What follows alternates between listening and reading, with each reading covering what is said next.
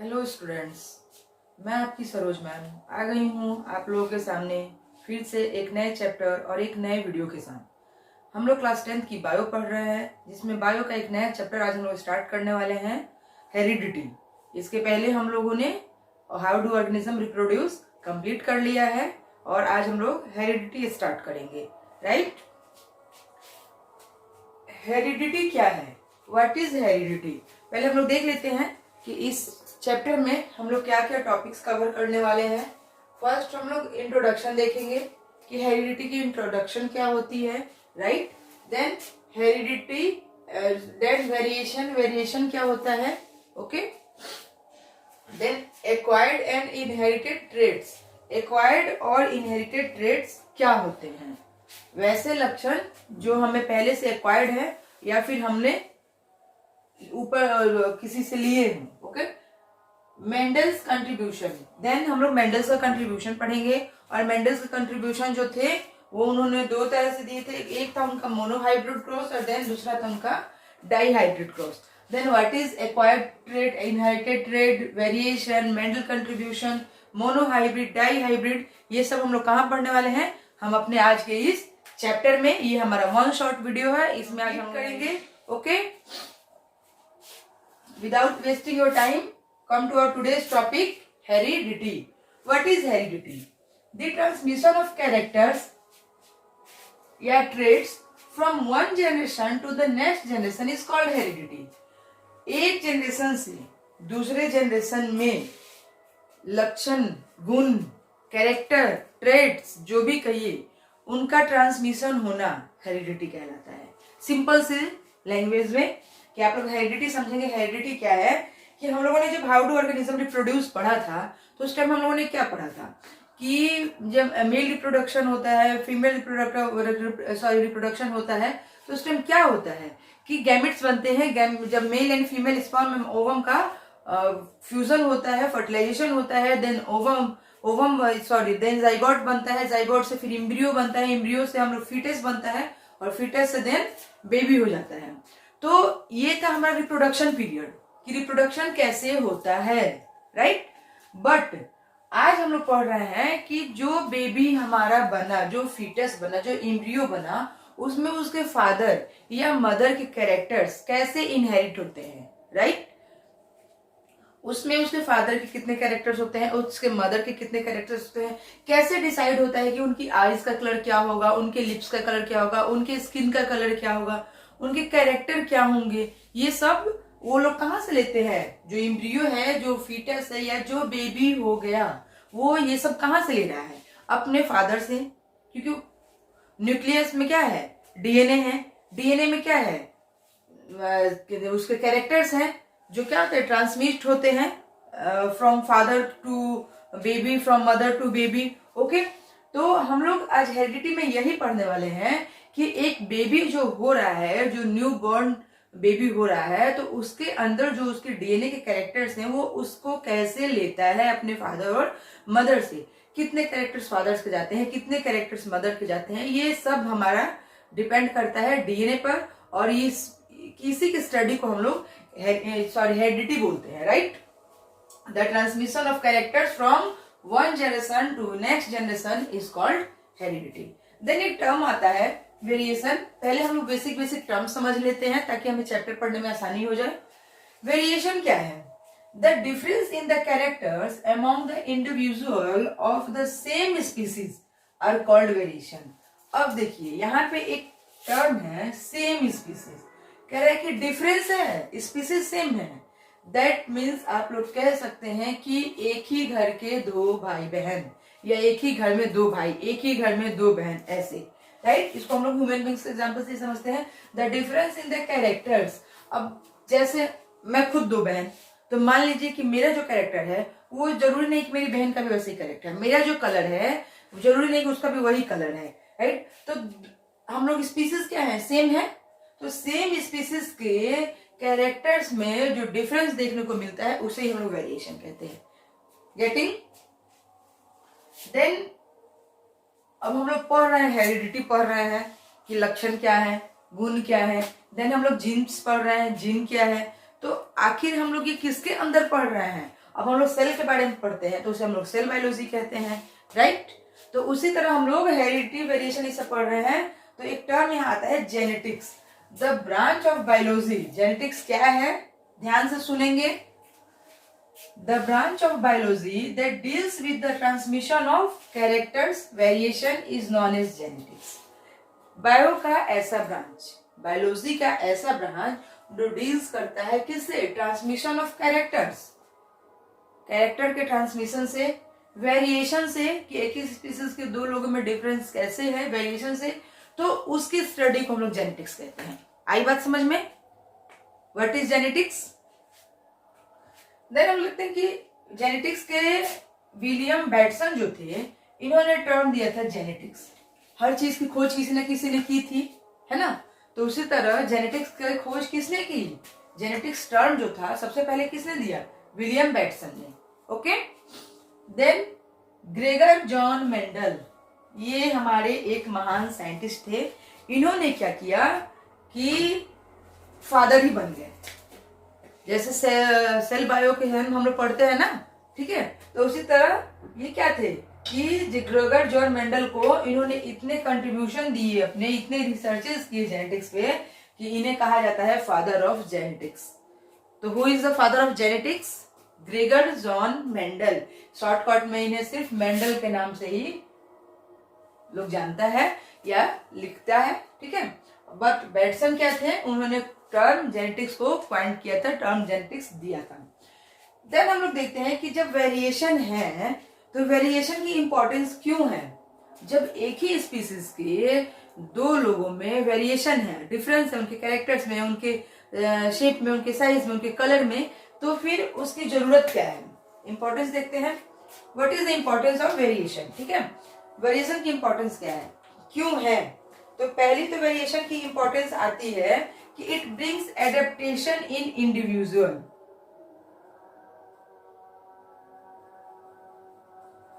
यह इंडिविजुअल के एडेप्टेशन में हेल्प करता है, ठीक है। यह एडेप्टेशन लेके आता है कि मान लीजिए कि एक फादर मदर के दो बच्चे जब सेम होंगे, फिर उनके दो बच्चे उन्हीं के जैसे, उनके दो बच्चे उन्हीं के जैसे होंगे, तो एडेप्टेशन कैसे होगा। तो ये क्या करता है कि एडेप्टेशन में हेल्प करता है। It's help in the survival and provides stability to a species. यह क्या करता है कि एक स्पीसीज को सर्वाइवल में स्टेबिलिटी प्रोवाइड करता है, right. It is the basic of evolution. Evolution जो होता है, इवोल्यूशन हम लोग को पहले, आप लोग का ये जो चैप्टर है इसमें हेरिडिटी एंड इवोल्यूशन टर्म हुआ करता था चैप्टर का नाम, but according to new syllabus हम लोग को सिर्फ हेरिडिटी पढ़ना है, इवोल्यूशन नहीं पढ़ना है, क्योंकि आपके सिलेबस से हटा दिया गया है due two point of view your examination. हम लोग भी सिर्फ हेरिडिटी ही पढ़ेंगे, इवोल्यूशन फिर कभी हम लोग नेक्स्ट वीडियो में समराइज करके पढ़ेंगे, जो कि आपके सिलेबस में नहीं है, फिर मैं आप लोगों को कभी उसको पढ़ा दूंगी। बट अभी हमारे एग्जाम बहुत ही नजदीक है और जिसके लिए हम पढ़ रहे हैं, सो हम लोग सिर्फ अपने टॉपिक पे, अपने सिलेबस पे ही फोकस करेंगे, राइट। तो हेरिडिटी ही हम लोग पढ़ेंगे। तो ये कह रहा है कि it is the basic of evolution. ये इवोल्यूशन की बेस है, क्या, वेरिएशन। अगर वेरिएशन नहीं होता तो इवोल्यूशन कैसे होता। अगर जीव धीरे धीरे धीरे धीरे ग्रोइंग अप नहीं करते तो हम लोग क्या होते, हम लोग आज जो हम लोग बोलते हैं ना कि हम लोग मंकी की, चिंपैंजी की स्पीसीज है, तो आज हम लोग वैसे ही होते, इवोल्यूएट नहीं होते, हम लोग में इवोल्यूएशन नहीं हुआ होता, ठीक है। तो वेरिएशन क्या है, ये बेस है इवोल्यूएशन का, right. Inherited traits and acquired traits, difference देख लेते हैं पहले हम लोग बेसिक्स। मैंने पहले ही चैप्टर के स्टार्टिंग में आप लोग से क्या कहा, कुछ बेसिक टर्म्स ऐसे हैं जो हमें चैप्टर स्टार्ट करने के पहले समझ लेने होंगे, नहीं तो जब हम लोग चैप्टर स्टार्ट कर लेंगे देन वो बीच में समझाने से हमारा टॉपिक इंटरप्ट होगा और आप लोग को समझ में भी नहीं आएगा। इसलिए पहले जितने भी बेसिक टर्म्स है इस चैप्टर के हेरिडिटी के, वो पहले हम लोग समझते हैं, okay. Inherited traits and acquired traits, क्या डिफरेंस है दोनों में, इनहेरिटेड ट्रेट्स और एक्वायर्ड ट्रेट्स में। इनहेरिटेड से जैसे आप लोग समझ रहे होंगे कि इनहेरिट किया गया है, और एक्वायर्ड मतलब कि उसे गेन किया गया है, ओके। इनहेरिटेड देखते हैं कि these traits are can be inherited as well as transmitted to the next generation। ये ऐसे ट्रेट्स हैं, ये ऐसे कैरेक्टर्स हैं जो फादर मदर से या एक जनरेशन से दूसरे जनरेशन में क्या होते हैं, ट्रांसमिट होते हैं, इनहेरिटेड ट्रेट्स कहते हैं। देन ये क्या होता है कि these traits are inherited from the parents during reproduction. Parents, जब मेल एंड फीमेल पेरेंट्स क्या करते हैं, फादर एंड मदर जब फर्टिलाइज क्या करते हैं, रिप्रोडक्शन की प्रोसेस होती है, एग फर्टिलाइज्ड होता है, ओके, स्पर्म एंड ओवम का, तो गैमेट्स बनते हैं, तो उस दौरान क्या होता है, ये ट्रेट्स जो होते हैं उनके एक जनरेशन से फादर मदर से उनके बेबी में चले जाते हैं। इन्हें हम लोग इनहेरिटेड ट्रेट्स कहते हैं। जैसे एग्जांपल, स्किन कलर। अब फादर का कलर व्हाइट, मिल्की व्हाइट है, मदर का कलर रेडिश है, तो अब फादर का कैरेक्टर ज्यादा जाएगा बच्चे में या मदर का कैरेक्टर जाएगा? तो ये क्या होता है, बच्चा गोरा होगा या सांवला होगा, ये हमारे फादर और मदर के जीन्स पे डिपेंड करता है। देन उसके आईज का कलर, अब फादर की आंखें ब्लैक है, मदर की आंखें ब्राउन है, तो बच्चे की आंखें कैसे होंगी, ये भी उनके इनहेरिटेड ट्रेट्स में ही आएंगे। नोज का शेप कैसा होगा, हाइट कैसी होगी, बॉडी शेप कैसा होगा, ये सब कहाँ चले जाते हैं, हमारे इनहेरिटेड ट्रेट्स में। क्योंकि फादर की हाइट जैसी है, मदर की हाइट जैसी है, तो या तो फादर के कैरेक्टर लेगा या मदर के कैरेक्टर लेगा, लेकिन उसके अंदर जो जीन्स आएंगे वो अपने फादर और मदर पेरेंट से ही आएंगे। तो ये हमारे होते हैं इनहेरिटेड ट्रेट्स या इनहेरिटेड कैरेक्टर्स। देन होता है acquired traits. These traits are neither inherited not transmitted to the next generation. अब देखिए, ये कह रहा है कि मैं तो ऐसे कैरेक्टर हूं जो जब लूंगा तो अपने फादर और मदर से ही लूंगा, किसी और से नहीं लूंगा। ये कह रहा है कि मैं तो ऐसा कैरेक्टर हूं कि ना तो मैं ट्रांसमिट होता हूं और ना ही इनहेरिट होता हूं, ना तो मैं अपने फादर मदर से कैरेक्टर लेता हूं और ना एक जनरेशन से दूसरे जनरेशन में ट्रांसफर होता हूं। तो कैसे आता है ये character? This traits are acquired after birth. ये कह रहा है कि जब हमारा जाइगोट बनता है, इम्ब्रियो बनता है, गैमेट्स होते हैं, ठीक है, फिर इम्ब्रियो से हमारा बेबी बनता है, तो ये कहता है कि मैं तो फर्टिलाइजेशन के समय, रिप्रोडक्शन के समय ही क्या करता हूँ, अपने फादर मदर के जीन्स को इनहेरिट कर लेता हूँ। और ये कह रहा है कि मेरे अंदर जो ट्रेट्स आते हैं वो मेरे जन्म के बाद आते हैं, मुझे फादर मदर के रिप्रोडक्शन से कोई मतलब नहीं है। मेरे अंदर जो ट्रेट्स आएंगे वो मेरे बर्थ के बाद आएंगे। अब ऐसे कौन से कैरेक्टर्स हैं, ऐसे कौन से ट्रेट्स हैं जो बर्थ के बाद आते हैं, देखते हैं। पियर्सिंग ऑफ ईयर और नोज, नाक की, कान की पियर्सिंग है, ठीक है, ये कब आती है? ये बर्थ के पहले तो हुई नहीं, ये क्या हुआ, आफ्टर द बर्थ हुआ। तो ये हमारा हो गया एक्वायर्ड ट्रेट्स, इसे हम लोग एक्वायर किया है, ये इनहेरिट नहीं हुआ है। देन एक्वायरिंग वेट, हम जब जन्म हुआ तो 3 kg के थे, 2.5 kg के थे, 3.5 kg के थे, धीरे धीरे हम लोग 10 हुए, 20 हुए, 30 हुए, 40 हुए, 50 हुए, 60 हुए, ऐसे केजी में हमारा वेट बढ़ते गया। तो ये क्या था, क्या हम लोगों ने ये इसे इनहेरिट किया है? नो, ये हमारे आफ्टर द बर्थ हमारे अंदर एक्वायर हुआ है। एक्वायरिंग नॉलेज, नॉलेज का होना, क्या हम लोग को जन्म से ही हम लोग सब पढ़ लिए थे, who is the father of biology, who is the father of genetics, क्या ये हम लोग जन्म से जानते थे, क ख ग ABCD? नहीं, ये हमारे एक्वायरिंग ट्रेट्स हैं, ये हमने अपने बर्थ के बाद सीखे हैं। हम लोग ड्राइविंग स्किल्स सीखते हैं, हम लोग टॉकिंग स्किल्स सीखते हैं, हम लोग वॉकिंग स्किल्स सीखते हैं, ये सारे स्किल्स क्या है, ये सारे एक्वायर्ड स्किल्स हैं, एक्वायर्ड ट्रेट्स है जो हम लोग आफ्टर दी बर्थ एक्वायर करते हैं। तो आप लोग को डिफरेंस समझ में आ गया, inherited traits and acquired traits. Okay, कुछ इंपॉर्टेंट टर्म्स हैं जो कि हम लोग अभी पढ़ रहे हैं, और उन्हीं इंपॉर्टेंट टर्म्स में हम लोग पढ़ेंगे DNA, chromatin and chromosome, then genes, then diploid and haploid, alleles, dominant allele या ट्रेट एंड रिसेसिव एलील या ट्रेट क्या है, ये सारे ऐसे वर्ड्स हैं जो हमारे चैप्टर में हमें पढ़ने हैं, ठीक है। देन होमोजाइगस कंडीशन क्या होती है, होमोजाइगस को हम लोग प्योर कंडीशन भी कहते हैं और हेट्रोजाइगस को हम लोग हाइब्रिड कंडीशन भी कहते हैं। तो या तो हम लोग प्योर कंडीशन का है दैट मीन्स होमोजाइगस, या हम लोग हाइब्रिड कंडीशन का है that means heterozygous. Then phenotype पढ़ेंगे, जीनोटाइप पढ़ेंगे, एट लास्ट हम लोग मोनोहाइब्रिड और डाईहाइब्रिड क्रॉस पढ़ेंगे, जो कि हम लोग मेंडल के कंट्रीब्यूशन में हमें मोनोहाइब्रिड और डाईहाइब्रिड पढ़ना भी है। तो जब हम लोग मोनोहाइब्रिड डाईहाइब्रिड समझ लेंगे तो हमें मेंडल्स के लॉ को पढ़ने में प्रॉब्लम नहीं होगी। तो लेट्स स्टार्ट किया जाए हम लोग टर्म 1 से, DNA। What is DNA? आप लोग प्रीवियस चैप्टर में, प्रीवियस क्लास में पढ़ चुके हैं, फिर भी एक बार रिवीजन करवा देती हूँ आप लोग को। DNA क्या है? DNA की फुल फॉर्म है deoxy ribo nucleic acid, right. Deoxy ribo nucleic acid, full form of DNA. DNA है क्या? ए थ्रेड लाइक स्ट्रक्चर, ये एक धागेनुमा स्ट्रक्चर है which carries all the information about the characters, जो क्या करती है कि कैरेक्टर्स की सारी इंफॉर्मेशन अपने पास रखती है। In class 9 chapter cell biology हम लोग डीएनए पढ़ चुके हैं। फिर एक बार देखिए, ये है हमारा सेल, ये है सेल के अंदर हमारा न्यूक्लियस, और ये हो गया हमारा न्यूक्लियस के अंदर, इसे दूसरे कलर से बना था, कोई बात नहीं। ये हो गया हमारा सेल के अंदर क्या? क्रोमो, ये न्यूक्लियस, और ये न्यूक्लियस के अंदर हो गया हमारा क्रोमोसोम, ठीक है। तो अब हम लोग देखेंगे, ये देखिए सेल, न्यूक्लियस, डीएनए। ये डीएनए जो होता है न्यूक्लियस के अंदर स्कैटर्ड फॉर्म में होता है, बिखरा हुआ होता है, कोई स्ट्रक्चर नहीं होता है, ठीक है। और कहीं कहीं देखिएगा कि डीएनए क्या होता है, क्वाइल्ड हो जाता है, हाईली क्वाइल्ड स्ट्रक्चर में आ जाता है। तो क्वाइल्ड कब होता है?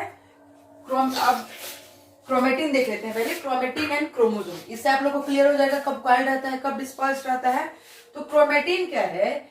Scattered form of DNA dispersed through out the nucleus. ये हो गया हमारा न्यूक्लियस, ठीक है।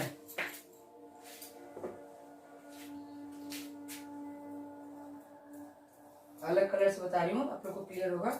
और ये हो गया हमारा क्या? डिस्पर्स है, तो हम लोग क्या कहेंगे? क्रोमेटिन, ठीक है, in the form of disperse. ये न्यूक्लियस में क्या है? बिखरा हुआ है, धागेनुमा स्ट्रक्चर, तो इसे हम लोग क्या कहेंगे? क्रोमेटिन कहेंगे। और यहां देखिए,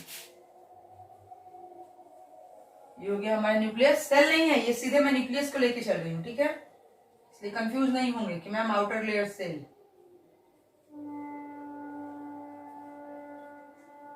ये देखिए, इसमें क्या हो गया, हमारे जो ये क्रोमेटिन थे, सॉरी न्यूक्लियस थे, डीएनए थे, ये डीएनए क्या हो गए? हाईली क्वाइल्ड हो गए। तो जब ये क्वाइल्ड हो गए तो इसे क्या कहेंगे हम लोग? Chromosome, right. क्रोमोसोम क्या है? Highly coiled and condensed form of DNA visible only during cell division. Any time, कभी भी, कहीं भी, किसी भी ऑर्गेनिज्म में डीएनए क्या होता है? ऐसे डिस्पर्स फॉर्म में होता है। लेकिन जब सेल डिवीजन होता है तो हमारा डीएनए ऐसे क्वाइल्ड फॉर्म में आ जाता है, ठीक है।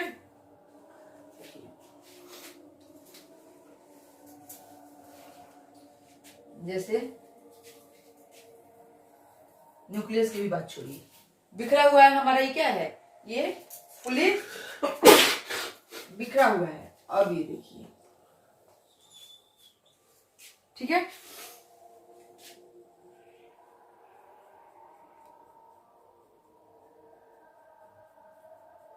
ये एक डीएनए बता रही हूं मैं आपको, और ये ऐसे हैं। अब इसके ऊपर पाए जाते हैं कुछ प्रोटीन्स,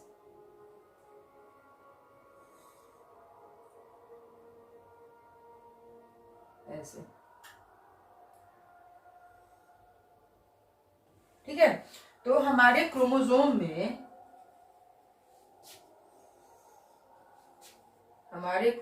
में क्या होता है? डीएनए होता है, हमारा जो क्रोम होता है उसमें एक डीएनए होता है, और क्या होते हैं? प्रोटीन्स होते हैं। और वो प्रोटीन्स में कौन सा प्रोटीन होता है? हिस्टोन, और भी प्रोटीन होते हैं, ये सिर्फ मैं आप लोग को एग्जांपल दे रही हूँ। हिस्टोन प्रोटीन, तो ये क्या है? ये जो चिपके हुए हैं ये हमारे प्रोटीन ही है, ठीक है। अब क्रोमेटिन, क्रोमोसोम और डीएनए में आप लोग को डिफरेंस समझ में आ गया?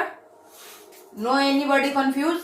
डीएनए क्या है? एक थ्रेड लाइक स्ट्रक्चर है जो हमारे इंफॉर्मेशन या हमारे कैरेक्टर क्या करता है? कैरी करता है। अब डीएनए में होता है क्रोमेटिन और क्रोमोसोम। तो क्रोमेटिन क्या है? जो स्कैटर्ड फ्रॉम द डीएनए, पूरे डीएनए में स्कैटर्ड रहता है, धागेनुमा स्ट्रक्चर होता है जो बिखरा हुआ रहता है। लेकिन डीएनए क्या रहता है? ये हाईली क्वाइल्ड, सॉरी क्रोमोसोम क्या होता है? हाईली क्वाइल्ड हो जाता है। और ये हाईली क्वाइल्ड कब होता है? During the cell division. अब क्रोमोसोम जब हाईली क्वाइल्ड होता है तो उसमें दो चीजें होती है, एक तो डीएनए होता है, ठीक है, और एक हमारा प्रोटीन होता है जो कि इसको बाइंड करके रखता है, ठीक। तो वो प्रोटीन कौन सा होता है? Histone protein. तो आप लोगों को समझ में आ गया DNA. Now come to the next, genes. Genes क्या है? ए सेगमेंट या part of DNA that carries all the information about our characters. हमारे डीएनए का वो पार्ट, एक सेगमेंट, नॉट ऑल डीएनए, सिर्फ उसका एक पार्ट। देखिए समझिए ऐसे, ठीक है।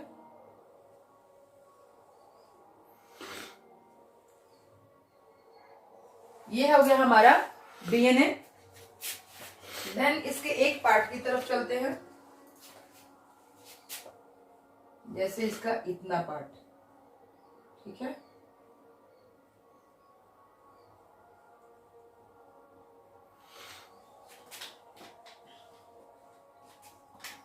ये क्या है? ये ऐसे जीन है, gene of blood group, okay.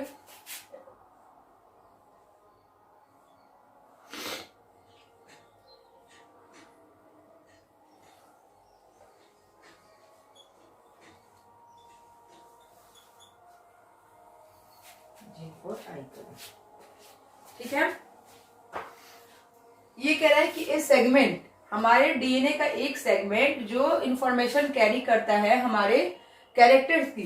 तो ये पूरा जो डीएनए है इसका ये सेगमेंट, मान लेते हैं कि इसका इतना पार्ट, इतने पार्ट में इंफॉर्मेशन है कि हमारे ब्लड ग्रुप कौन से होंगे, ए होगा, बी होगा, ए बी होगा, बी पॉजिटिव होगा, बी नेगेटिव होगा। ये कौन डिसाइड करेगा? हमारे पूरा डीएनए नहीं करेगा, डीएनए का एक पार्ट करेगा, एक सेगमेंट करेगा। और डीएनए में बहुत से ऐसे पार्ट्स होते हैं जो हमारे बॉडी के हर कैरेक्टर्स को डिफाइन करते हैं। अब एक दूसरा पार्ट लेते हैं, ये इसका दूसरा पार्ट हो गया, ठीक है, जिसमें क्या इंफॉर्मेशन है कि हमारे आई का कलर कैसा होगा। इसमें इंफॉर्मेशन है कि हमारे आई का कलर कैसा होगा, ठीक है। लेंथ क्या होती है ह्यूमन डीएनए की? 2.2 मीटर।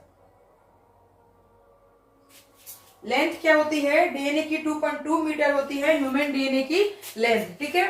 तो इस 2.2 मीटर के डीएनए में जीन्स होते हैं। जीन्स क्या है? एक सेगमेंट है, डीएनए का एक सेगमेंट है, एक पार्ट है जो डिसाइड करेगा कि हमारा कौन सा कैरेक्टर कैसा होगा। Okay, clear about gene?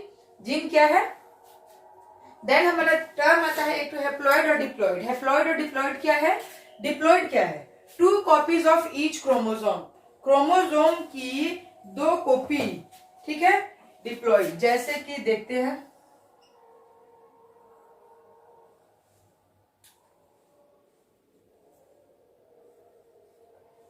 ये हुई हमारी 1 कॉपी, ये हुई हमारी 2 कॉपी, ये हो गई हमारी 3 कॉपी, ठीक है। इसे हम लोग कैसे लिखेंगे? 1 1 2 2 3 3। यानी कि कह रहा है कि 2 कॉपी ऑफ ईच क्रोमोसोम, यानी कि एक ही ऑर्गेनिज्म में एक क्रोमोसोम की 2 कॉपी जब हो तो उसे हम लोग डिप्लॉइड कहते हैं, डाई यानी 2। और हैप्लॉइड क्या होता है कि एक क्रोमोसोम की 1 कॉपी होती है, 1 2 3। देखिए यहाँ पे इसमें क्या है? इसमें एक क्रोमोसोम की 2 कॉपी है और इसमें क्या है? एक क्रोमोसोम की 1 कॉपी है। तो इसे हम लोग क्या कहेंगे? डिप्लॉइड। जहां 2 कॉपी होगी वो डिप्लॉइड, जहां 1 कॉपी होगी उसे हैप्लॉइड, ठीक है। तो all somatic cells of human beings के जितने भी सोमेटिक सेल होते हैं ये क्या होते हैं? डिप्लॉइड होते हैं।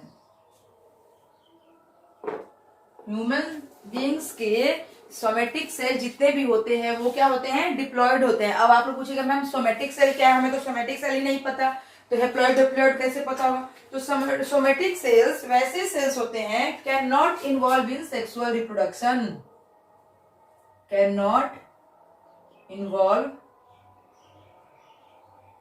इन सेक्सुअल रिप्रोडक्शन,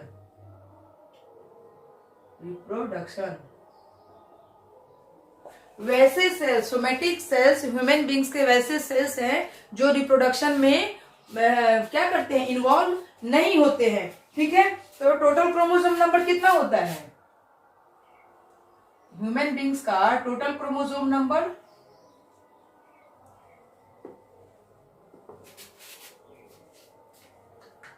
ह्यूमन बींग का टोटल क्रोमोसोम नंबर होता है 46 नंबर। और पेयर्स कितने हैं? पेयर्स कितने होते हैं? 23 पेयर। तो 23 पेयर्स में जो 22 पेयर्स होते हैं, 22 पेयर्स, ये क्या होते हैं? सोमैटिक सेल होते हैं।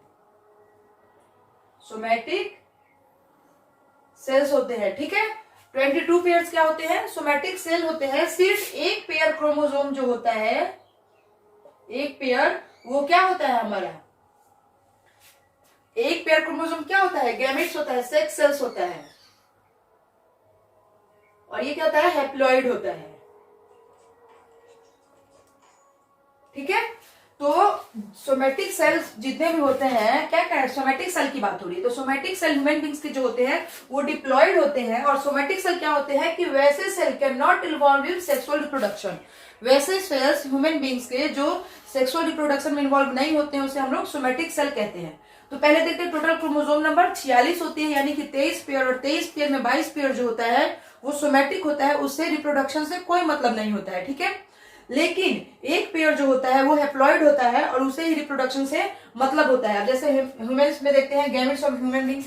अब गैमेट्स याद ही होगा सबको, गैमेट्स क्या है? सेक्स सेल्स हैं। ठीक है, और सेक्स सेल्स क्या है? Involve in sexual reproduction. Somatic cell क्या है? Not involve in sexual reproduction. और गैमेट्स क्या है? सेक्स सेल क्या है? Involve in sexual reproduction. लिखने की जरूरत नहीं होगी आप लोगों को।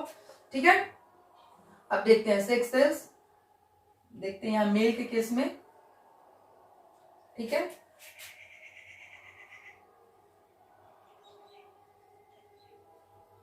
स्पर्म सेल हो गया। ठीक है, अब ये स्पर्म सेल जो है हमारा, ठीक है, ये हो गया स्पर्म सेल। अब फीमेल देखते हैं।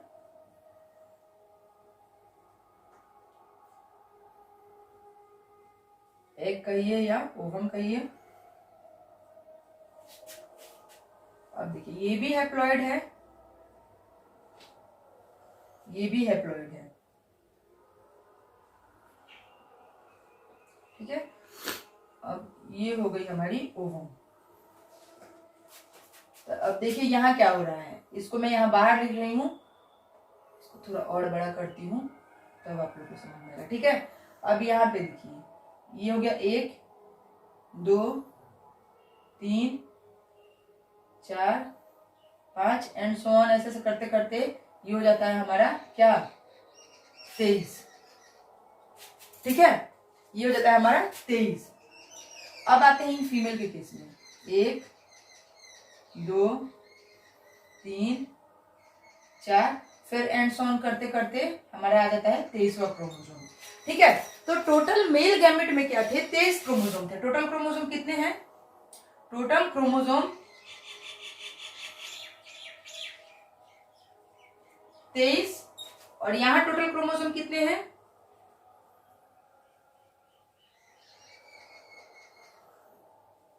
23। तो 23 से क्या हो गए? 46 हो गए। 23 से क्या हो गए? 46 हो गए। तो ये 23 पेयर जो होते हैं फीमेल में होते हैं और 23 पेयर मेल में, सॉरी 23 मेल में होते हैं। अब जो इससे जो जाइगोट बना, ये हुआ हमारा जाइगोट, तो इसके अंदर क्या होगा? इसके अंदर ये 2 क्रोमोसोम आए। ठीक है, अब ये दोनों क्रोमोसोम क्या थे? एक तो इसने मेल पेरेंट से लिए, ठीक है, जिसे मेल पेरेंट को हम लोग पैटर्नल भी कहते हैं। तो एक क्रोमोसोम इसका ये मेल पेरेंट से आया और एक इसका क्या आया? फीमेल पेरेंट से आया। फीमेल पेरेंट, एक क्रोमोसोम इसका फीमेल पेरेंट से आया। तो जब ये एक क्रोमोसोम इसका और एक क्रोमोसोम इसका, तो ये तो हैप्लॉइड थे, इनके अंदर एक एक क्रोमोसोम की एक ही कॉपी थी, लेकिन जब इसने एक क्रोमोसोम अपने फादर से लिया, एक क्रोमोसोम अपने मदर से लिया, तो एक ही क्रोमोसोम की इसके पास क्या हो गई, 2 कॉपी हो गई। तो हमारा जो गैमेट न्यू फॉर्म प्रोजेनी था,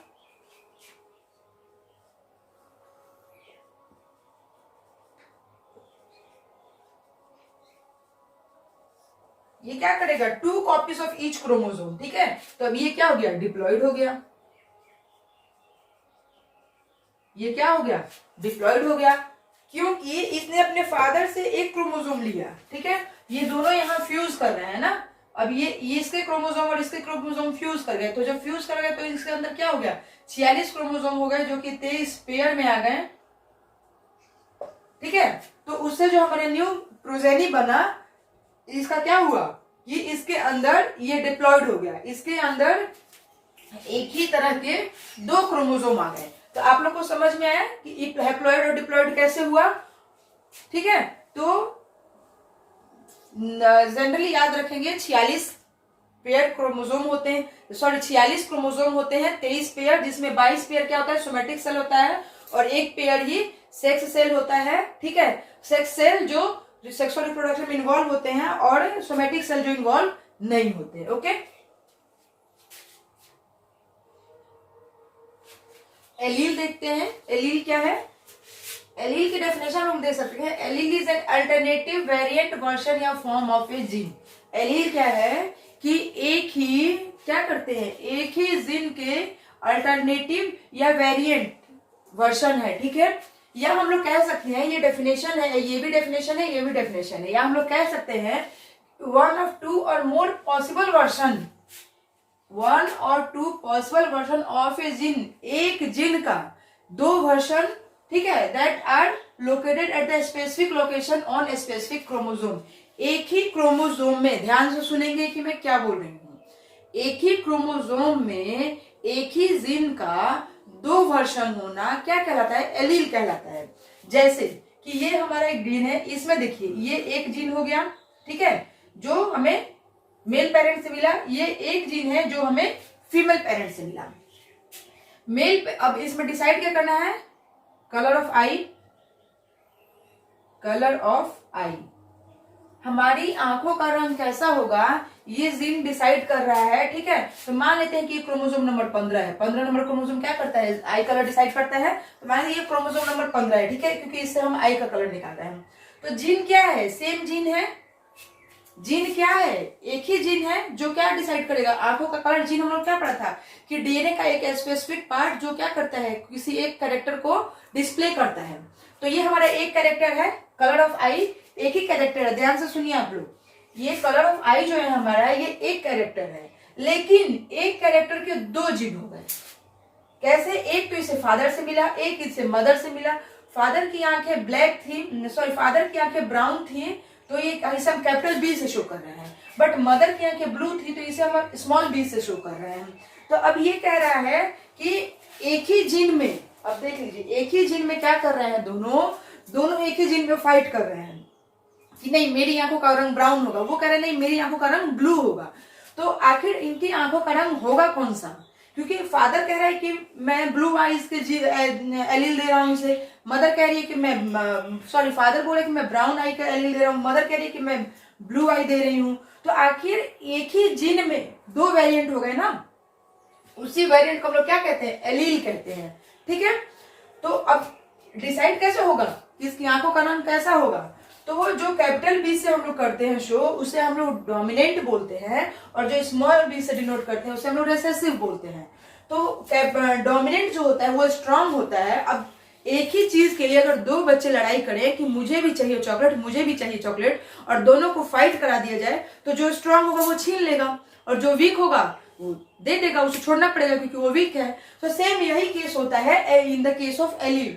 अब फादर की आंखें डोमिनेंट है कैपिटल बी, और मदर की आंखें जो है रिसेसिव है। डोमिनेंट मतलब स्ट्रॉन्ग और रिसेसिव मीन्स वीक। तो इसमें स्ट्रॉन्ग क्या है, कौन है, डैड है। तो अब क्या करेगा डैड, बच्चा क्या करेगा, वो ब्राउन आई शो करेगा, वो डैड के कैरेक्टर को ले लेगा। तो बच्चा में कैसा आई हो गया, ब्राउन आई। अब जब बच्चे में ब्राउन आई हो गया तो इसका ये मतलब नहीं कि उसके अंदर ब्लू आईज के जीन्स नहीं आए, क्योंकि बच्चों में तो क्या होता है, फादर और मदर दोनों के जीन्स आते हैं, तो उसके अंदर ब्लू आई के जीन्स आए। जैसे कि मान लीजिए कि ये जो मैंने आप लोग को बनाया है, ठीक है, मैं इसके सामने खड़ी हो गई, तो मेरे यहाँ खड़े होने से जो पीछे क्या है, ये छुप गया, तो ये छुप गया है, रिसेसिव हो गया है। लेकिन इसका मतलब ये तो नहीं है कि पीछे कुछ लिखा हुआ नहीं है। मैं जैसे ही हटूंगी पीछे का दिखने लगेगा, फिर मैं यहाँ आ जाऊंगी तो पीछे का नहीं दिखेगा। तो मदर के कैरेक्टर्स भी इसके अंदर हैं, बट रिसेसिव होने के कारण डिस्प्ले नहीं हो रहा है, जो कि हो सकता है कि आगे F2 जनरेशन में डिस्प्ले हो जाए। तो आप लोगों को समझ में आया एलील क्या है? एलील अच्छे से आप लोग क्लियर हुआ, क्योंकि एलील में ही जाके बच्चे फंसते हैं, ठीक है।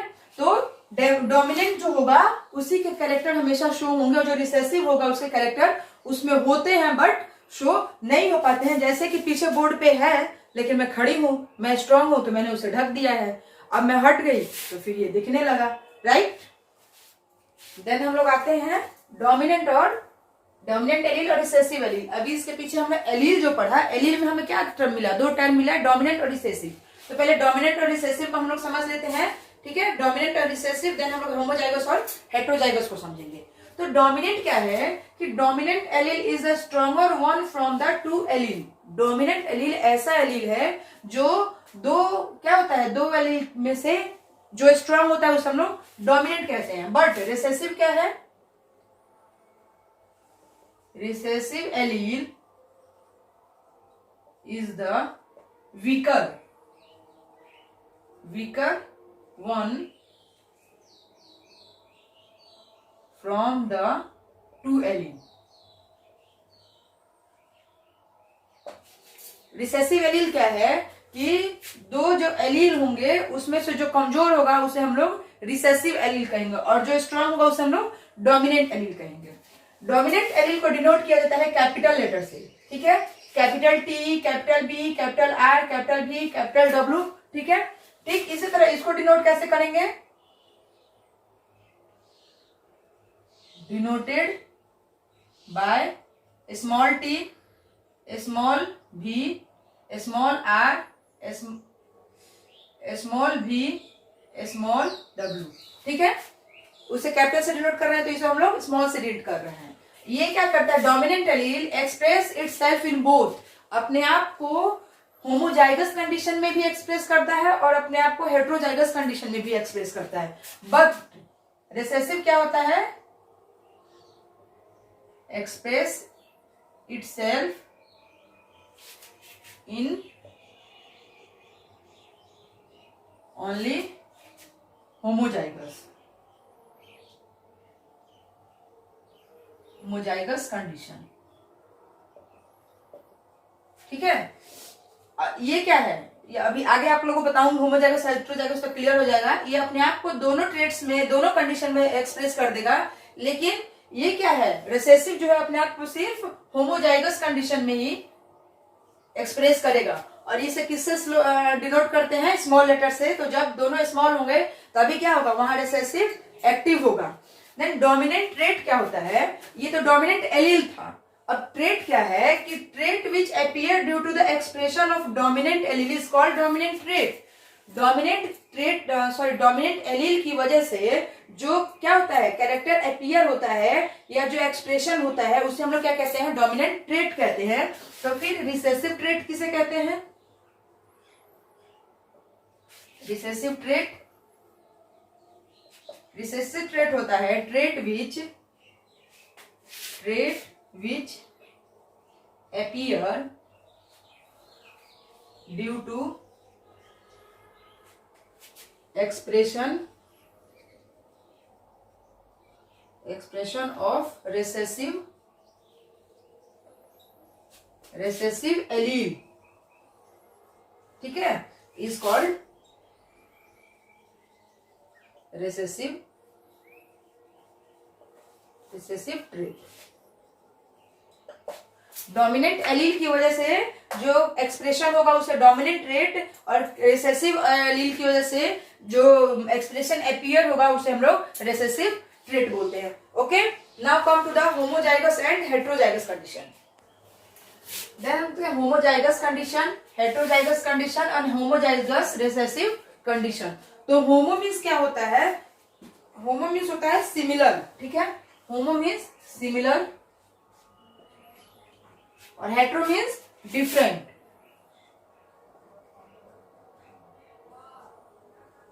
होमो मीन्स सिमिलर और हेट्रो मीन्स डिफरेंट। तो अब क्या होता है कि जब एक क्या होता है, जब दो एलील सेम होते हैं, जैसे टी टी, अब ये क्या करेगा, टॉल को शो कर रहा है, ठीक है, ये कैपिटल टी है, ये भी कैपिटल टी है। होमोजाइगस को हम लोग और क्या बोलते हैं, प्योर कंडीशन भी बोलते हैं, प्योर कंडीशन, ठीक है। और हेट्रोजाइगस को हम लोग यहाँ पे हाइब्रिड कंडीशन भी बोलते हैं, हाइब्रिड कंडीशन, ठीक है। तो अगर दो एलील सेम टाइप के हैं तो वो क्या होंगे, होमोजाइगस होंगे, एक जैसे हैं।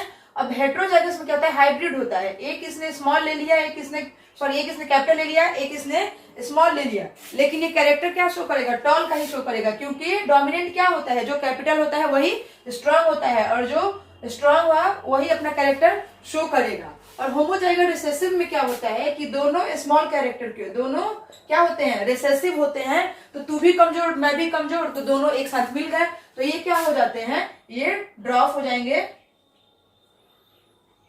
जिसे हम लोग शॉर्ट भी कहते हैं, छोटा, ठीक है। तो ये होमोजाइगस कंडीशन में क्या होता है कि दो एलील जब सेम प्योर हैं, दोनों डोमिनेंट ही हैं, लेकिन इसमें क्या है कि एक डोमिनेंट है, एक रिसेसिव है, लेकिन जो डोमिनेंट है उसका कैरेक्टर शो होगा। और होमोजाइगस रिसेसिव में क्या होता है कि दोनों रिसेसिव कैरेक्टर शो कर रहे हैं, तो वो क्या होंगे, दोनों ड्रॉप होंगे। अब देन एक टर्म आता है जीनोटाइप एंड फिनोटाइप। जीनोटाइप क्या है कि combination of a genes of an और इन एन ऑर्गेनिज्म, एक ऑर्गेनिज्म में जीन का कॉम्बिनेशन कैसे होता है, देखिए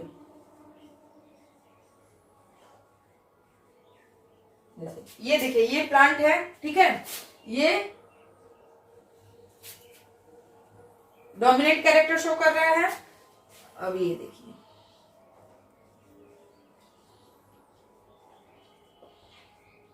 ये भी क्या कर रहा है, डोमिनेंट कैरेक्टर शो कर रहा है। तो ये दोनों क्या है, ये कैपिटल टी, ये कैपिटल टी, जो इसको हम लोग कैपिटल टी से डिनोट कर सकते हैं, ये कैपिटल टी, ये कैपिटल टी, तो इसे हम लोग कैपिटल टी से डिनोट कर सकते हैं। लेकिन जो ये है, ये क्या है, छोटा है, रिसेसिव है, तो इसका कैरेक्टर ऐसे शो होंगे, ठीक है। देन हम लोग आते हैं इसमें,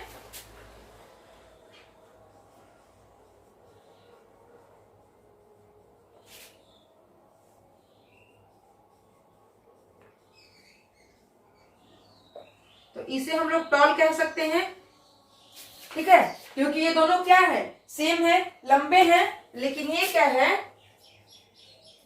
ड्रॉप है,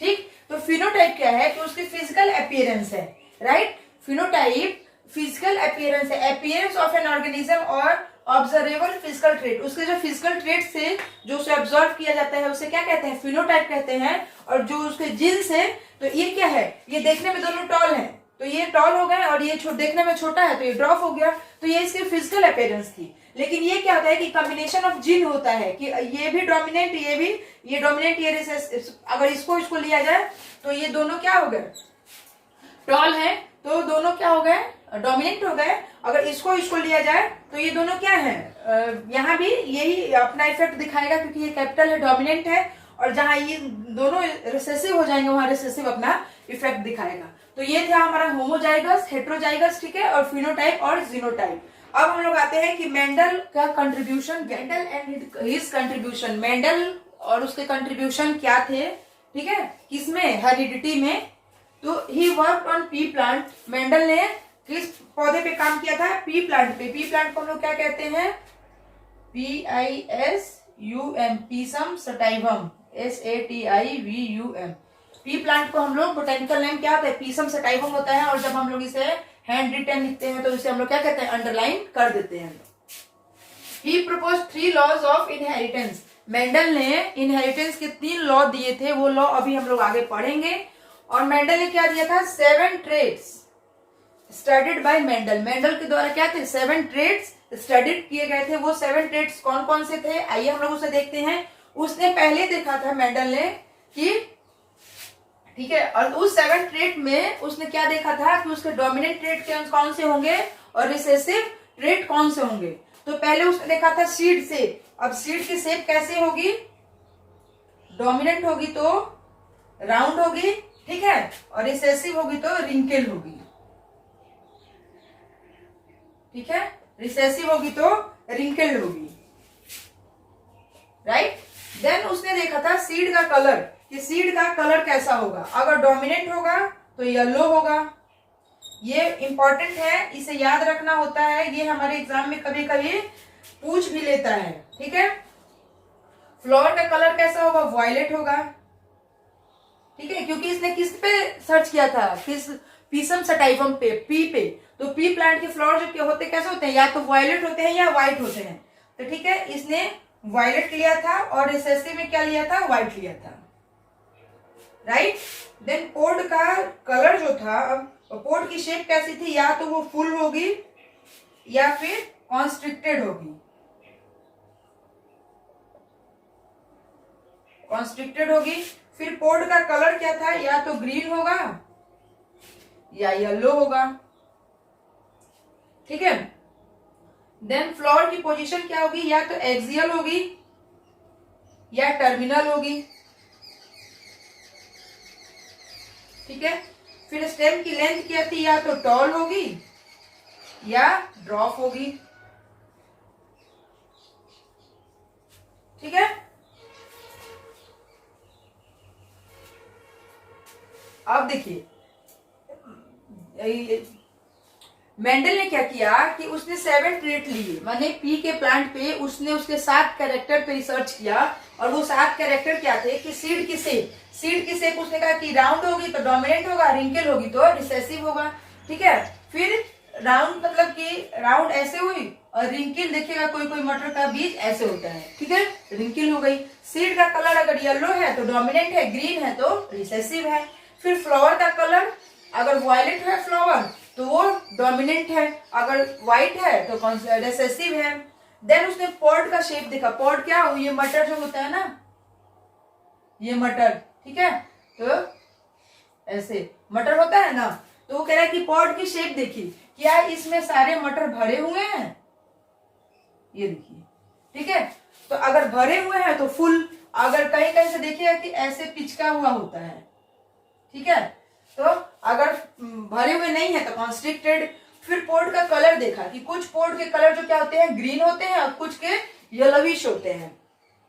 देन उसने फ्लावर की पोजीशन देखी, अगर फ्लावर एक्सिस पे है, यहाँ है, यहाँ है, ठीक है, यहाँ है, तो इससे क्या कहा कि ये एक्सियल होंगे। लेकिन अगर फ्लावर टर्मिनल है, टर्म पे है, यहाँ यहाँ यहाँ, तो वो क्या होगा, टर्मिनल है, तो टर्मिनल क्या हुआ, रिसेसिव ट्रेट हो गया, और एक्सियल क्या हो गया, ये हमारा डोमिनेंट ट्रेट हो गया। देन उसने स्टेम की लेंथ देखी कि अगर टॉल है तो डोमिनेंट है, और ड्रॉप है तो रिसेसिव है। तो ये थे हमारे मेंडल के क्या कंट्रीब्यूशन और उसके 7 ट्रेट्स। मोनोहाइब्रिड क्रॉस क्या है, it is a cross in which only one character is studied at a time. Mendel ने क्या किया मोनोहाइब्रिड क्रॉस में कि एक बार में एक ही कैरेक्टर को स्टडीड किया, या तो उसके फ्लावर को देखेगा, या उसके फूल को उसके फ्लावर को देखेगा, या उसके सीड्स को देखेगा, या उसके पॉड के कलर को देखेगा, यानी एक बार में एक ही कैरेक्टर को स्टडी किया। उसने क्या किया, in his first monohybrid cross, उसने अपने पहले मोनोहाइब्रिड क्रॉस में मेंडल ने क्या किया कि Mendel crossed a pure breed tall plant. वो क्या था, प्योर टॉल प्लांट था, a pure breed drop plant, और एक प्योर ब्रीड जो थी वो ड्रॉप प्लांट की थी। तो ये प्योर हो गया टॉल और ये प्योर हो गई ड्रॉप, ठीक है। प्योर कंडीशन किसका था, होमोजाइगस का, ठीक है। तो ये होमोजाइगस कंडीशन इसने लिया टॉल का भी और शॉर्ट का भी। तो देखिए इसका रिजल्ट क्या आया। अब देखिए इसने टॉल प्लांट को शॉर्ट प्लांट से क्या किया, मोनोहाइब्रिड किया। तो इसने क्या देखा कि F1 जनरेशन में जो थे इसका पहला और इसका पहला, तो इसने इसका रिजल्ट क्या आया, ऑल टॉल ऑफस्प्रिंग, जितने भी ऑफस्प्रिंग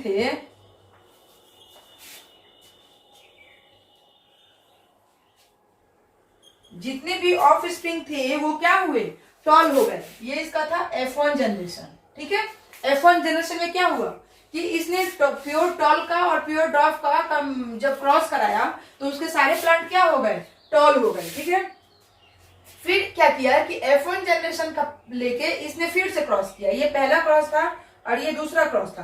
तो दूसरे जनरेशन में क्या किया कि एक प्लांट F1 जनरेशन का और फिर एक प्लांट F1 जनरेशन का। तो इस F1 जनरेशन की जब हम प्लांट लेंगे तो इसके प्लांट कैसे होंगे, ऐसे होंगे। देखिए कंफ्यूज नहीं होना है, क्योंकि मैं यहाँ पे बता रही हूं कि ये F1 जनरेशन हो गई, यहाँ लिख भी दे रही हूं मैं, F1 जनरेशन थी, ठीक है। जब पहली बार इसने क्रॉस किया प्योर टॉल का प्योर ड्वार्फ का, तो पहली बार जो रिजल्टेंट आया वो हमारी पहली जनरेशन थी, F1 जनरेशन थी।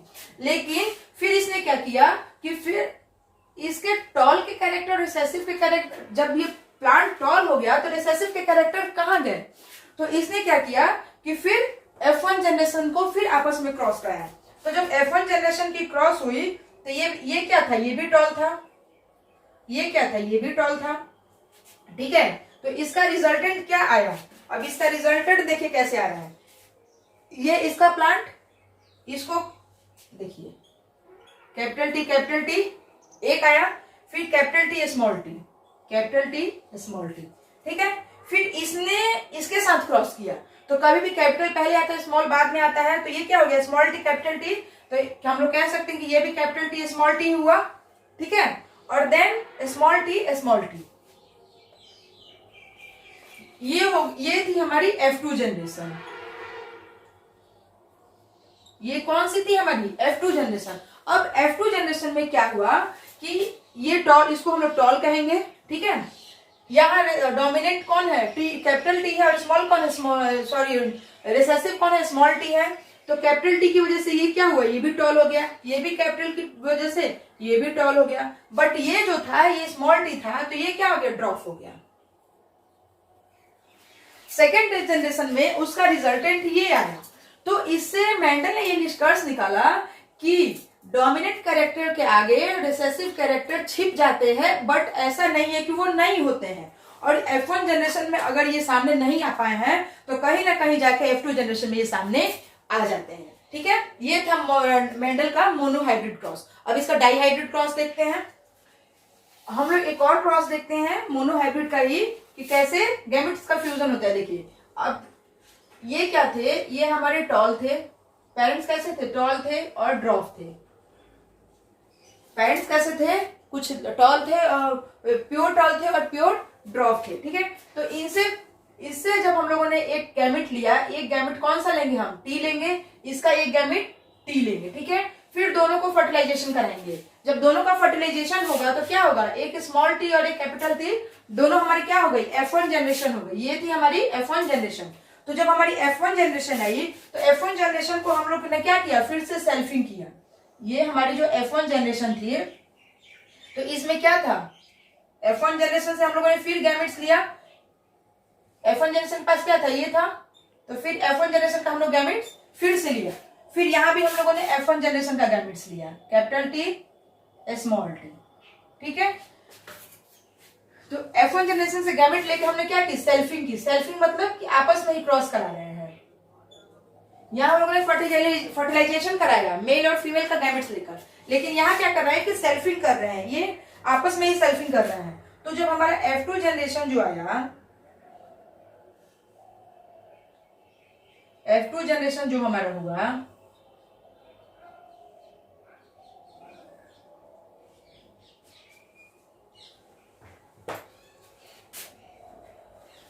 ये हमारा F2 जनरेशन था।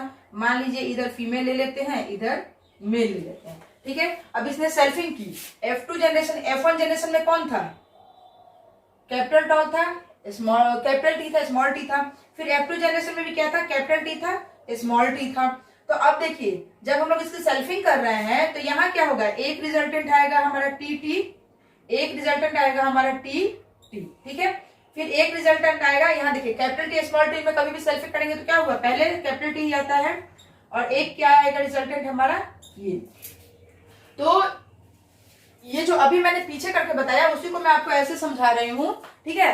तो अब ये कह रहा है कि इसका फिनोटाइपिक रेशियो, फिनोटाइप जीनोटाइप हमने यहाँ पढ़ा है ना, तो पूछ रहा है कि फिनोटाइप और जीनोटाइप रेशियो क्या होगा। तो यहाँ देखिए इसका, यहाँ लिखती हूँ फिनोटाइप, फिनोटाइपिक क्या रेशियो,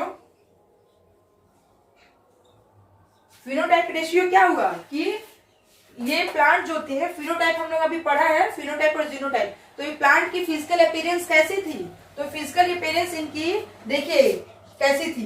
तीन प्लांट फिजिकल अपीयरेंस में या तो टॉल होंगे, ठीक है, या ड्रॉप होंगे। फिजिकल अपीयरेंस इनकी ऐसे ही ना होगी, या तो लंबे होंगे या छोटे होंगे। तो फिजिकल अपीयरेंस हम लोग कैसे देख रहे हैं, टॉल प्लांट कितने हैं काउंट करेंगे, एक, ठीक है, ये यहाँ टी कैपिटल है तो ये भी 2 और ये 3, तो टॉल प्लांट कितने हैं 3 और ड्रॉप प्लांट कितने हैं 1। तो इसका फिनोटाइपिक रेशियो क्या हो गया 3:1, ठीक है। अब इसका जीनोटाइपिक रेशियो देखते हैं, जीनोटाइपिक रेशियो, ठीक है। जीनोटाइपिक रेशियो में हम लोग क्या देखेंगे, 3 तरह के इसमें हमें एलील मिले हैं, ठीक है। एक थे कैपिटल टी स्मॉल टी और स्मॉल टी। अब कैपिटल टी कितने थे 1, कैपिटल टी स्मॉल टी कितने थे 2, स्मॉल टी कितने थे 1। तो इसका जीनोटाइपिक रेशियो क्या हो गया 1:2:1। इसका ये जीनोटाइपिक रेशियो हो गया और फिनोटाइपिक रेशियो हो गया 3:1। अब पूछ रहा है कि कितने परसेंट इसके टॉल प्लांट थे और कितने परसेंट ड्रॉप प्लांट थे। तो हम लोगों ने इस पूरे को 4 भाग में बांटा है, तो हम लोग मान लेते हैं 25, 50, 75 और 25, 100। मान लीजिए कि हम लोग 100% पे निकाला, तो हमारे टॉल कितने थे 3 थे, तो मतलब 100 का 3 हिस्सा कितना हुआ 75। तो ये जो थे हमारे 75% थे और ड्रॉप कितने थे 25% थे। तो इसका फिनोटाइपिक रेशियो क्या हो गया, हम लोग इसको बोल सकते हैं ये 75% रेशियो 25%। आई बात समझ में, ठीक है। अब हम लोग इसमें गैमेट फॉर्मेशन देखते हैं। इनहेरिटेंस के 3 लॉज दिए, वो 3 लॉज कौन कौन से थे, उसने 2 चीजों पे अपना लॉ दिया है, एक तो था मोनोहाइब्रिड क्रॉस और एक था डाईहाइब्रिड क्रॉस। मेंडल ने जो था वो अपना मोनोहाइब्रिड और डाईहाइब्रिड क्रॉस के अनुसार अपने 3 लॉ ऑफ इनहेरिटेंस दिए। पहला लॉ था laws of dominance. Law of dominance क्या था, when an inherited pair of 2 alleles is heterozygous, the allele that express is called dominant while the other is called recessive। अभी पीछे example में हम लोगों ने पढ़ा कि जब 2 हेट्रोजाइगस, ठीक है, 2 हेट्रोजाइगस एलील जब एक साथ आएंगे तो उसमें क्या होगा, एक डोमिनेंट होगा और एक रिसेसिव होगा। हेट्रोजाइगस मीन्स एक कैपिटल होगा एक स्मॉल होगा, होमोजाइगस डोमिनेंट में कैपिटल टी, होमोजाइगस रिसेसिव में स्मॉल टी। बट हेट्रोजाइगस कह रहा है कि कैपिटल टी स्मॉल टी। तो कह रहा है कि जब ऐसे डोमिनेंट होंगे तो उसमें क्या होगा कि एक ऐसे एलील्स होंगे तो उसमें क्या होगा, एक डोमिनेंट हो जाएगा और एक रिसेसिव हो जाएगा, जो कि हम लोग पढ़े हैं अभी पीछे। देन इसने दूसरा लॉ दिया था लॉ ऑफ सेग्रीगेशन, या जिसे हम law of purity of gametes भी कहते हैं, इसे हम लोग प्योरिटी ऑफ गैमेट्स भी कहते हैं। ड्यूरिंग द गैमेट फॉर्मेशन, जब गैमेट का फॉर्मेशन हो रहा है, कॉपीज ऑफ जीन्स और alleles are divided such that each gamete receives only 1 allele. कह रहा है कि जब गैमेटोजेनेसिस होती है, जब गैमेट का फॉर्मेशन होता है, तो वो क्या करता है कि कोई एक ही एलील्स उसमें इफेक्टिव होता है, 2 एलील्स नहीं होते हैं। बट डोमिनेंस में क्या था कि एक कैपिटल हो जाएगा एक स्मॉल हो जाएगा। लेकिन यहाँ क्या है, सेग्रीगेशन में ये प्योरिटी है, या तो उसकी आंखें ब्राउन ही होंगी या ब्लू ही होंगी, ब्राउन और ब्लू दोनों का कॉम्बिनेशन नहीं होगा, या उसकी हाइट लंबी होगी या छोटी होगी, लंबी छोटे दोनों कॉम्बिनेशन नहीं होगा। तो कहने का मतलब है कि इसमें क्या होता है, रिसीव्स ओनली 1 एलील, कोई एक ही एलील का कैरेक्टर ये रिसीव करेगा, क्योंकि ये प्योरिटी का लॉ है, तो इसे लॉ ऑफ सेग्रीगेशन का। तीसरा जो उनका लॉ था वो डाईहाइब्रिड क्रॉस पे था। डाईहाइब्रिड क्रॉस पे उनका लॉ जो था लॉ ऑफ इंडिपेंडेंट असॉर्टमेंट का था। ये लॉ क्या था, एलील्स ऑफ 2 और मोर डिफरेंट जीन्स, 2 या 2 से अलग जीन्स के जो एलील होंगे वो get assorted into gametes independently in one another. वो इंडिपेंडेंटली क्या होंगे, एक दूसरे पर क्या होंगे, इंडिपेंडेंट होंगे, ठीक है। अब इसको अभी हम लोग आगे एग्जांपल में देख लेते हैं। ये दोनों मैं आप लोग को एग्जांपल के थ्रू समझा चुकी हूँ, ओके। सेग्रीगेशन, ठीक है, इसका मेंडल का जो तीसरा लॉ था इंडिपेंडेंट असॉर्टमेंट का, वो किस पे था, डाईहाइब्रिड क्रॉस पे था। तो पहले इंडिपेंडेंट असॉर्टमेंट के लॉ को पढ़ने के पहले हम लोग क्या करेंगे, डाईहाइब्रिड क्रॉस देख लेंगे, और इसी के साथ ये हमारे सारे इंपॉर्टेंट टर्म्स कंप्लीट हो जाएंगे, ठीक है। तो पहले देखते हैं डाईहाइब्रिड क्रॉस क्या था। It is a cross in which inheritance of two character is studied at a time. Monohybrid कौन सा था कि जिसमें एक बार में एक ही कैरेक्टर को स्टडी किया जा रहा था, या तो वो लंबे थे या छोटे थे। इसमें क्या था कि इसके दो कैरेक्टर को एक साथ स्टडी किया जा रहा था, इसलिए इसे डाईहाइब्रिड क्रॉस कहा गया। तो मेंडल ने जो था वो कौन से लिए थे दो चीजें, एक तो सीड का कलर और एक सीड की शेप ली थी। सीड का कलर क्या लिया था इन्होंने, येलो लिया था। येलो क्या था, डोमिनेंट था, और ग्रीन क्या था, रिसेसिव था। ठीक है, देन उसकी शेप ली कि या तो सीड की शेप राउंड होगी, ठीक है, ये भी राउंड क्या था, डोमिनेंट था, और या तो रिंकल होंगे, और ये रिंकल क्या था, रिसेसिव था। तो आइए अब हम लोग क्रॉस कराते हैं, डाईहाइब्रिड क्रॉस। पेरेंट्स कैसे हैं इनके, राउंड येलो है, पेरेंट्स कैसे हैं, राउंड है और येलो है। ठीक है, और एक पेरेंट्स कैसे थे, जो रिंकल थे और ग्रीन थे। तो राउंड और येलो जो थे तो ये क्या थे, डोमिनेंट थे। देखिए डोमिनेंट डोमिनेंट है ना, तो ये डोमिनेंट थे, और ये हो गया हमारा पेरेंट्स। ठीक है, और इसके पेरेंट्स कैसे थे, रिंकल थे और ग्रीन थे। ठीक है, डाईहाइब्रिड क्रॉस, दो दो जीन्स का क्रॉस करा रहे हैं। तो इससे जो गैमेट्स आए हमारे, इससे हम लोग कौन से गैमेट्स लिए, इससे हम लोगों ने गैमेट्स लिया, कौन सा गैमेट्स आएगा हमारा, एक कैपिटल आर एक कैपिटल वाई। ठीक है, एक एक गैमेट लेंगे दोनों का, फिर इसका कौन सा गैमेट लेंगे, स्मॉल आर और स्मॉल जी। ठीक है,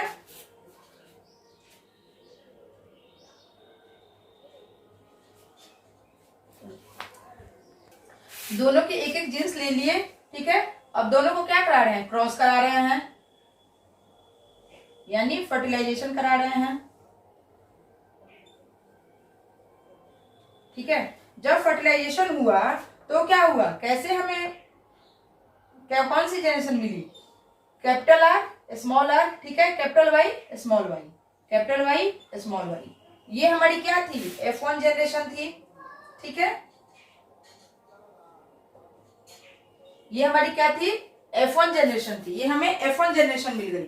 अब इस यानी कैसे मिले, राउंड और येलो सीड मिले हमें, राउंड और येलो। ठीक है, F1 जनरेशन का कैरेक्टर कैसा था, F1 जनरेशन के पौधे कैसे हुए, जितने भी पौधे हम लोगों ने क्रॉस कराए तो रिंकल और ग्रीन का जो था रिसेसिव कैरेक्टर दब गया और राउंड येलो का डोमिनेंट कैरेक्टर आ गया। देन इसमें हम लोगों ने सेल्फिंग कराई सेकेंड जनरेशन के लिए। ठीक है, सेल्फिंग कैसे हुई, F1 जनरेशन की, F1 जनरेशन क्या था, F1 जनरेशन क्या आया हमारा, capital R small are capital Y small y, फिर यहाँ आया capital R small are capital Y small Y. ठीक है, अब इससे हम लोग गैमेट्स लेंगे, इसके हम लोगों ने कौन से गैमेट्स लिए, गैमेट्स कैसे लेंगे, एक इसका और एक इसका, तो इसके गैमेट्स आ गए capital R small y, then capital R small y, then capital Y small are capital Y. ठीक है, then capital Y small Y, ये चार हमने गैमेट्स से लिए। ध्यान से समझिएगा, बाद में कंफ्यूजन नहीं होना चाहिए। फिर इसके देखिए, इससे हम लोग ले रहे हैं, इसके कौन से गैमेट्स आ गए, कैपिटल आर कैपिटल वाई, एक गैमेट। ठीक है, दूसरा गैमेट होगा कैपिटल आर स्मॉल वाई। ठीक है, देन इसका गैमेट होगा स्मॉल आर कैपिटल वाई, और इसका गैमेट हो जाएगा स्मॉल आर स्मॉल वाई। ठीक है, ये हमारे गैमेट्स थे सेकेंड जनरेशन के, ये हमारी F2 जनरेशन थी। अब आइए इनकी क्रॉसिंग कराते हैं। अब देखिए इसका हम लोग क्रॉस कराते हैं, गैमेट्स इसके हम लोग पीछे देख चुके हैं, अब इसके गैमेट्स में क्रॉस कराते हैं। देखिए ये capital R capital Y capital Y. ठीक है, ये हमारे देख लीजिए कैसे आ रहे हैं, आप लोग इसे ध्यान दीजिएगा क्योंकि ऐसे क्रॉस आप लोग को एग्जाम में बनाने के लिए देगा। ठीक है, अब देखते हैं capital R small capital R capital Y small Y. ठीक है, ये एक यहां नया टर्म आ गया, अलग कलर से लिखती हूं कि आप लोग कंफ्यूज नहीं होंगे। ठीक है, ये क्या था, capital R capital R capital R capital R capital Y small Y capital Y small y. अब एक और फिर टर्म आता है capital R small are capital R small are, capital Y capital Y, capital Y capital Y, ठीक है। Then capital R small are, capital R small are, capital Y small Y, capital Y small I, ठीक है। देन दूसरा देखते हैं, capital R capital R, capital R capital R, ठीक है। Capital Y small Y, capital Y small Y, capital Y small Y, चलिए। Then capital R small Y small Y, capital R small are, capital Y small Y, capital R small Y small Y, ठीक है। Cross यहां से चल रहा है हम लोग का, ध्यान रखेंगे आप लोग। Capital R small are, capital Y capital Y, capital R small are, capital Y small Y, small are capital Y capital Y, ठीक है। Capital R small are capital Y small Y, small r small Y small Y,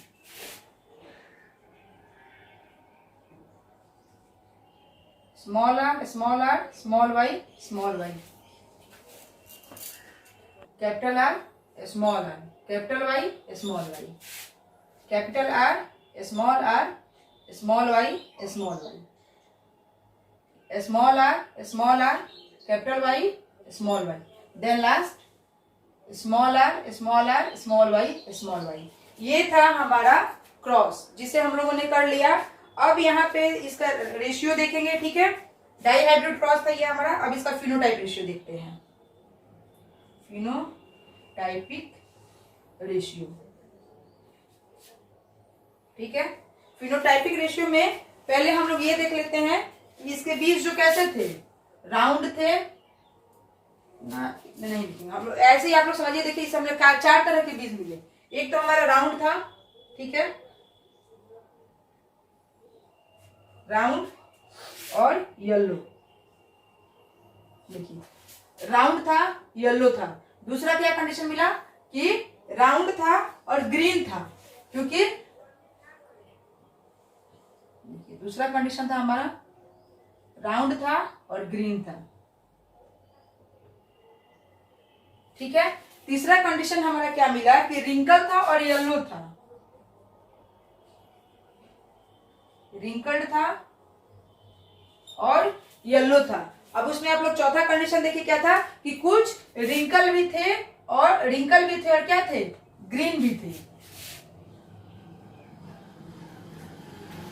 wrinkle थे और green भी थे, ठीक है। तो अब कैपिटल स्मॉल आप लोग को समझ में आ गया है। अब राउंड और येलो कितने हैं, राउंड येलो, ठीक है, राउंड येलो 4 5, ठीक है, 6 7 8 9, ठीक है। कैपिटल डोमिनेंट देख रहे हैं, यहां भी कैपिटल, यहां भी कैपिटल, यहां कैपिटल, यहां कैपिटल, यहां कैपिटल, यहां कैपिटल, यहां कैपिटल, यहां कैपिटल, ये कैपिटल। फिर देखिए राउंड येलो, तो राउंड येलो कितने थे, 1 2 3 4 5 6 7 8 9 थे। राउंड येलो का रेशियो क्या था, 9 था। अब राउंड और ग्रीन देखते हैं, राउंड और ग्रीन, तो राउंड ग्रीन में क्या हो जाएगा कि ग्रीन क्या है, ग्रीन रिसेसिव कैरेक्टर था हमारा। तो अब देखिए राउंड ग्रीन रिसेसिव कैरेक्टर था तो 1 हुआ, राउंड ग्रीन रिसेसिव कैरेक्टर था 2 हुआ, और ये राउंड येलो है, ठीक है। ये देखिए राउंड ग्रीन 1, ये राउंड ग्रीन 2, और एक और राउंड ग्रीन कहाँ है हमारा, यहाँ है, राउंड है और ग्रीन है, रिसेसिव कैरेक्टर है। तो कितने हुए, 3, ठीक है, ये कितने हुए 3। अब तीसरा हमारा रेशियो था रिंकल येलो का था, तो रिंकल क्या था, उसका रिसेसिव कैरेक्टर था यानी स्मॉल आर होगा, और येलो क्या था, उसका डोमिनेंट कैरेक्टर था यानी कैपिटल वाई होगा। तो स्मॉल आर और कैपिटल वाई देखते हैं। स्मॉल आर देखिए कहाँ है, स्मॉल आर कैपिटल वाई, ठीक है। तो राउंड येलो कितना हुआ, 1, स्मॉल आर कैपिटल वाई कितना हुआ, 2, स्मॉल आर कैपिटल वाई कितना हुआ, 3। तो इसके ये जो रिंकल और येलो के क्या थे, कॉम्बिनेशन कितने थे, 3 थे। अब एक लास्ट कॉम्बिनेशन हमारा आया था रिंकल और ग्रीन का। अब ये सब हम लोग देख चुके हैं, तो रिंकल और ग्रीन हमारा कितना था, 1 था। यही हमें निकालना होता है एग्जाम में। हमारे एग्जामिनर हमें क्वेश्चंस दे देते हैं और ऐसे सॉल्व करने के लिए देते हैं, और हमें इसी को सॉल्व करके अब पूछेगा कि हमारा ये जो हम लोगों ने डाई हाइब्रिड क्रॉस किया, इसका डाई हाइब्रिड क्रॉस का फिनोटाइपिक रेशियो क्या था। तो आप लोग याद कर लेंगे कि क्रॉस कोई भी हो, डाई हाइब्रिड क्रॉस जब भी होगा तो ये ऑलवेज हमेशा सेम होता है, ठीक है। यहाँ ये नंबरिंग चेंज हो जाएगी, ये क्रॉस करने में आपको अलग अलग चीजें का, जैसे ये क्या था, ये सीड का और कलर, सीड का फ्लावर शेप और कलर का दिया था हमने। तो हो सकता है कि स्टेम की लेंथ और ड्राफ्टनेस पे दे दे, लेकिन रेशियो क्या होगा, अगर बनाने नहीं भी आ रहा है तो रेशियो दिमाग में हमेशा रखेंगे कि रेशियो हमेशा यही आएगा, ठीक है। लेकिन आप लोग इसको बनाना सीख लीजिएगा, इसको प्रैक्टिस कीजिएगा for your exam. Okay, class NCERT का सेक्स डिटर्मिनेशन, जो कि छोटा सा टॉपिक है, डिस्कस कर लेते हैं।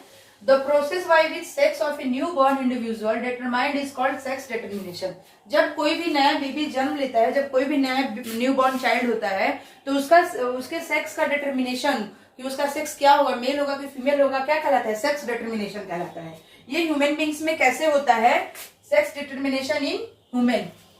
46 क्रोमोसोम होते हैं हमारे ह्यूमन बॉडी में, यानी कि 23 पेयर्स, 23 जोड़े, ठीक है। अब इस 23 पेयर्स में ऑटोसोम और एलोसोम, 2 तरह के क्रोमोसोम पाए जाते हैं। 22 पेयर होते हैं हमारे ऑटोसोम, जिससे कि हमारे सेक्स डिटर्मिनेशन से या हमारे सेक्सुअल रिप्रोडक्शन से कोई मतलब नहीं है। वो ये डिसाइड करते हैं कि हम सेक्सुअल रिप्रोडक्शन में पार्ट नहीं, अपीयर नहीं होंगे। बट एक पेयर जो होता है एलोसोम, ये क्या होता है, ये सेक्स क्रोमोसोम होता है, यह हमारे सेक्सुअल रिप्रोडक्शन में इन्वॉल्व होता है। अब मेल्स में से जो क्रोमोसोम होते हैं वो XY होते हैं, और फीमेल में जो क्रोमोसोम होती है वो XX होती है, ठीक है। मेल के क्रोमोसोम हमेशा याद रखेंगे आप लोग XY, और फीमेल के क्रोमोसोम XX। अब क्या होता है कि जब मेल गैमेट और मेल से और फीमेल से जब एक गैमेट हम लोग लेते हैं, तो क्या होता है कि मेल का लेंगे हम लोग X गैमेट, ठीक है। मेल में क्या है XY, और फीमेल की है हमारी XX। तो अब हम लोग इसको क्रॉस कराएंगे, ठीक है। ये हैप्लॉइड सेल है ना, पहले मैंने बताया है आपको, तो इसको क्रॉस कराएंगे। अब देखते इसका क्रॉस कराते हैं कैसे। XY, ये हम लोग, ये मेल का सिंबल है, ये फीमेल का सिंबल है, लिखेंगे नहीं हर जगह। ये XY मेल हो गया, ये XX फीमेल हो गया। अब क्रॉस करा रहे हैं, XX हो जाएगा, XX हो जाएगा, XY, ठीक है, देन XY। तो ये क्या कह रहा है कि इसका फिनोटाइपिक रेशियो क्या होगा, कितने फीमेल और कितने मेल हुए। तो उसमें 50% चांसेस है, यानी कि फीमेल कितनी हुई, 2 फीमेल हुई, और मेल कितने हुए, 2 मेल हुए। तो फिनोटाइपिक रेशियो क्या हो गया मेल और फीमेल का, 1:1, 1:1। और जीनोटाइपिक रेशियो क्या हो गया, XY, यानी कि ये भी 1:1 हुआ। तो हम लोग कह सकते हैं कि एक न्यूबॉर्न बेबी में, न्यूबॉर्न चाइल्ड में सेक्स डिटर्मिनेशन जो होगा वो 50% चांसेस होते हैं कि वो मेल हो सकता है, और 50% चांसेस होते हैं कि वो फीमेल हो सकता है। ये डिपेंड करता है कि मेल का, फादर का कौन सा जीन आके मदर के उस जीन से, क्रोमोसोम से मिलता है। तो फादर का जो क्रोमोसोम, मदर के अंदर XX क्रोमोसोम है, अगर फादर का X क्रोमोसोम आके मदर के X क्रोमोसोम से, और ये X या Y दोनों में कोई एक ही जीन जाके वहां पे क्या करेगा, फर्टिलाइजेशन करेगा। तो अगर फादर का X क्रोमोसोम मदर के X क्रोमोसोम से मिलता है तो क्या होती है, न्यूबॉर्न चाइल्ड जो होता है वो गर्ल होती है, वो फीमेल होती है। बट फादर का Y क्रोमोसोम अगर मदर के X क्रोमोसोम से मिलता है तो वो क्या होता है, जो चाइल्ड होता है वो मेल होता है। तो 50% चांसेस होते हैं। फिनोटाइपिक रेशियो 1:1 हो गया, यानी कि 100 मान लेते हैं, तो आधा क्या है, आधा मेल का चांस है, आधा मेल फीमेल का चांस है, आधा मेल का चांस है। तो 50-50 चांसेस होती हैं कि न्यूबॉर्न बेबी जो हो रहा है वो मेल होगा या फीमेल होगी। और इसी सेक्स डिटर्मिनेशन के टॉपिक के साथ ही आज का हमारा खत्म होता है हेरिडिटी चैप्टर, ठीक है, जो कि 1 शॉट का था। मिलते हैं हम अपने एक नेक्स्ट चैप्टर में आप लोग से, आवर इन्वायरमेंट के साथ, ठीक है। तब तक के लिए आप इस वीडियो को लाइक और सब्सक्राइब करते रहिए। Thank you.